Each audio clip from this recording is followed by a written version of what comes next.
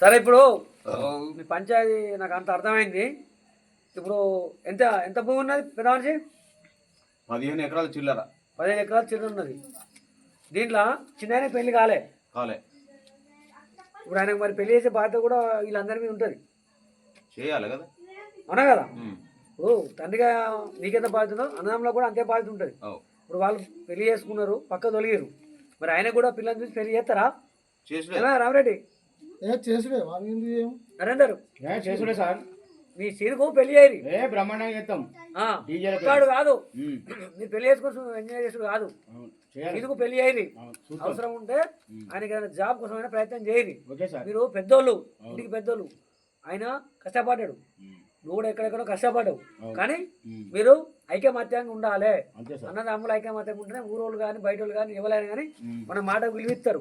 మనం కొట్లాడిన అనుకోవాలి, మన అలా చూసి ఇంకోళ్ళు కూడా పేర్లు పెడతారు.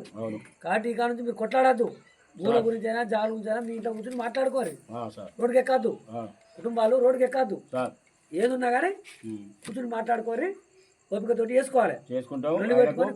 కొట్టుకొని సమాజంలో వదనం కాకూరి చెప్పినట్టు ఇంటరా? ఏం లేదు. ఇప్పుడు మీ నాన్న పెదాంచి కదా, మీరు ముగ్గురు ఆయనను సమానంగా చదవాలి.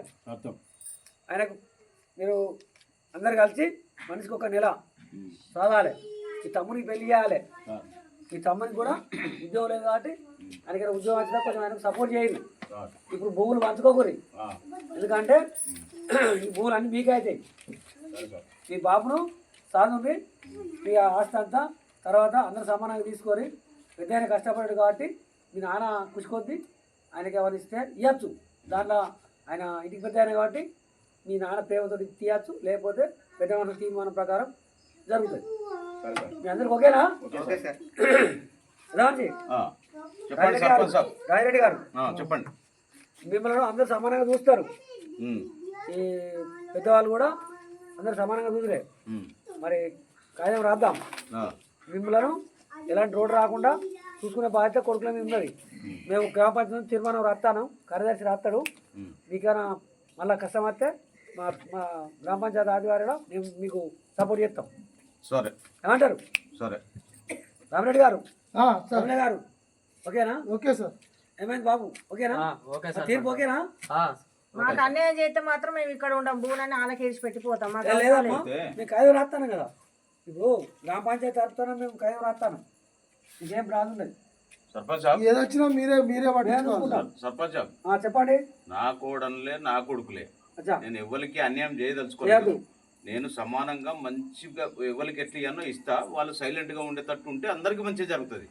కోడళ్ళు మాట్లాడద్దు, కొడుకులు మాట్లాడద్దు, ఎవరు మాట్లాడద్దు. చిన్న కొడుకు కూడా కాబోయే పెళ్లి కొడుకు కూడా మాట్లాడద్దు. నేను అందరికి సమానం చూసుకుంటా. తండ్రిగా నా బాధ్యత ఉన్నది. నేను అందరికి ఎట్లా ఎక్కడెక్కడ ఇవ్వాలని ఇస్తా. సైలెంట్ గా ఉంటే వాళ్ళకి మంచిది, అందరికి మంచిది చూసుకోవాలి. ఒక పెద్దోనికి మాత్రం జ్యేష్ఠ పాలు ఇస్తా, ఆ పక్క ఇచ్చుడే. సరే, ఆయన కష్టపడాడు కాబట్టి 20 గుంటలు ఇస్తా. అమ్మా, మీ ఆయనకు పెద్ద జ్యేష్ఠ పాలు ఇస్తారట. 20 గుంటలు ఇస్తా. నరేంద్ర మీకు అందరికి ఇష్టమైతే మేము కాయద రాస్తాం, సంతకాలు పెట్టుకొని ఇక మీ నాన్నకు అన్ని రకాలు మీరు చూసుకొని ఇబ్బంది కాదు. అమ్మ రాదమ్మా, ఓకేనా? సార్ మా అన్నని మంచిగా చూసుకోవాలి, మా అల్లుళ్ళంతా నాకు సంతోషంగా ఉండాలి. ఓకేనా? అంటేనే ప్రేమగా నాకు సంతోషం. కాయ రాయమంటారా?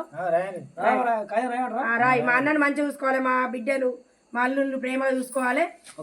అన్నిట నా అల్లుళ్ళు నా బిడ్డలు అందరూ మంచిగా ఉంటే నా మనవాడు నాకు సంతోషం. కాయ సంతకం తీసుకోవాలి. ముగ్గురికి 3 వాళ్ళు, తండ్రికి వాళ్ళు ఉన్నంతకాలం చదవాలి.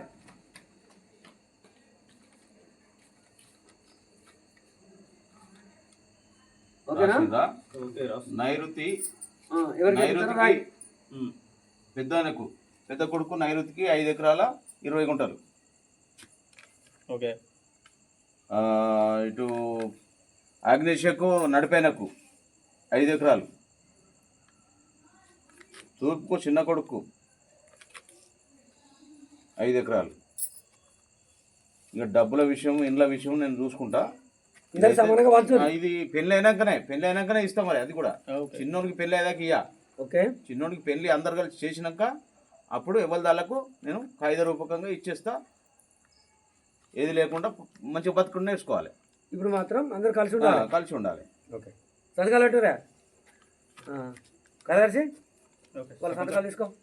పెద్ద ఆయన వాళ్ళు రమ్మని రామరెడ్డి సంతకం పెట్టు. కొన్ని